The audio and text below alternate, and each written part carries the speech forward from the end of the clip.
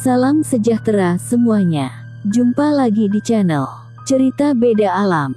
Dan untuk kisah yang akan saya bawakan kali ini sebuah kisah yang berjudul Kutukan Dina. Jangan lupa tekan dulu tombol like video ini.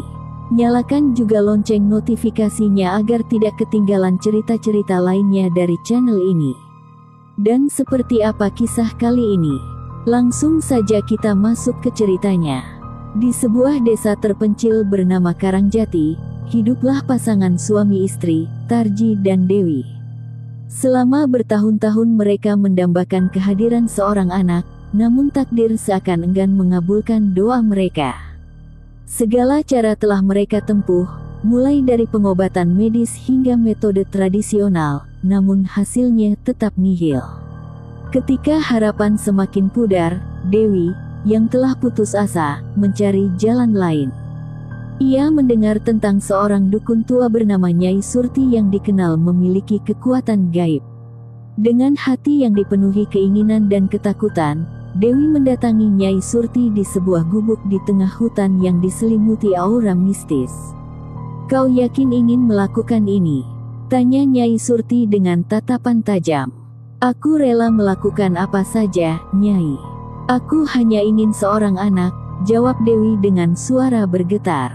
Nyai Surti menghela napas panjang sebelum menyerahkan sebuah cawan berisi cairan berwarna hitam pekat. "Minumlah ini, dan bersiaplah.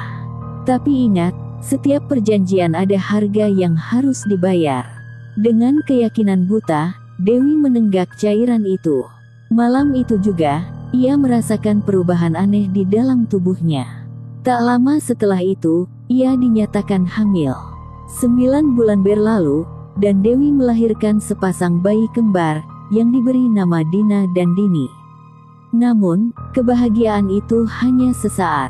Dina, bayi yang lahir lebih dulu, meninggal dunia segera setelah menghirup udara pertama. Meski demikian, sesuatu yang tak wajar mulai terjadi. Bayi yang telah mati itu tak bisa beristirahat dengan tenang. Sejak kematian Dina, desa Karangjati mengalami serangkaian peristiwa mengerikan.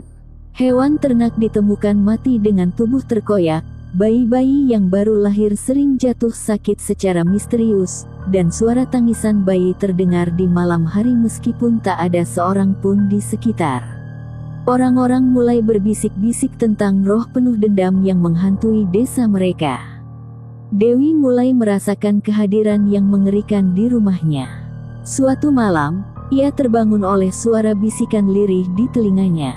Saat membuka mata, ia melihat bayangan samar seorang anak kecil dengan wajah pucat dan mata kosong menatapnya dari sudut kamar.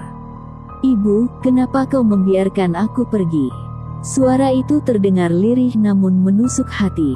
Dewi menjerit, membangunkan Tarji yang segera berlari ke arahnya. Namun, tak ada siapa-siapa di sana. Sejak malam itu, Dewi semakin sering diteror oleh bayangan Dina. Setiap kali ia memanggil nama anaknya yang masih hidup, "Dini," suara Dina akan berbisik dari kegelapan, "Ibu juga punya aku, jangan lupakan aku."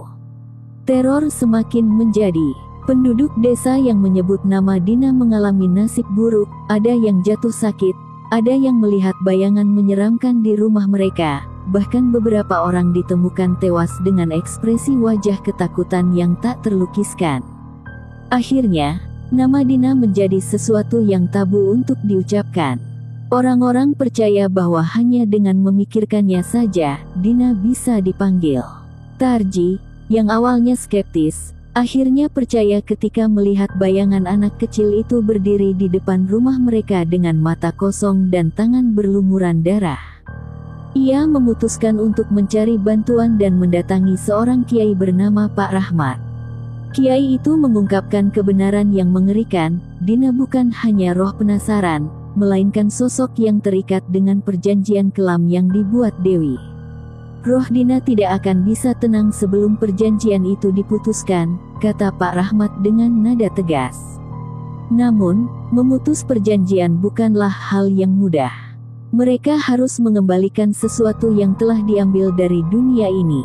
Dengan penuh ketakutan, Dewi mengakui bahwa saat Perja Ujian dibuat, Nyai Surti memperingatkannya tentang harga yang harus dibayar. Kini, mereka sadar bahwa harga itu adalah nyawa. Pada malam bulan purnama, sebuah ritual pemutusan perjanjian dilakukan. Di tengah doa dan ayat suci yang bergema di udara, sosok Dina muncul dengan mata penuh dendam. "Ibu tak akan pernah bisa lepas dariku," jeritnya sebelum bayangannya menghilang dalam kobaran api tak kasat mata. Sejak malam itu, teror Dina perlahan mereda, namun sebagian warga desa masih merasa bahwa sesuatu tetap mengawasi mereka dari bayang-bayang. Beberapa orang masih mendengar suara tangisan lirih di malam hari, dan setiap kali bulan purnama tiba, angin di desa Karangjati berhembus lebih dingin dari biasanya. Dewi dan Tarji meninggalkan desa, membawa Dini ke tempat yang jauh dari kenangan kelam. Namun, di lubuk hatinya, Dewi tahu, Dina tidak akan pernah benar-benar pergi.